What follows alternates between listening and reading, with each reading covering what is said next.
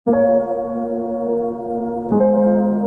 mabuting balita ngayon, makikita natin kung paano tinawag ni Jesus si Mateo. Si Mateo ay isang maniningil ng buwis at isa sa mga taong tinagurian na makasalanan sa mata ng mga Hudyo at traidor sa kanilang bayan. Sa kabila ng ganitong reputasyon, lumapit si Jesus kay Mateo at sinabi, "Sumunod ka sa akin."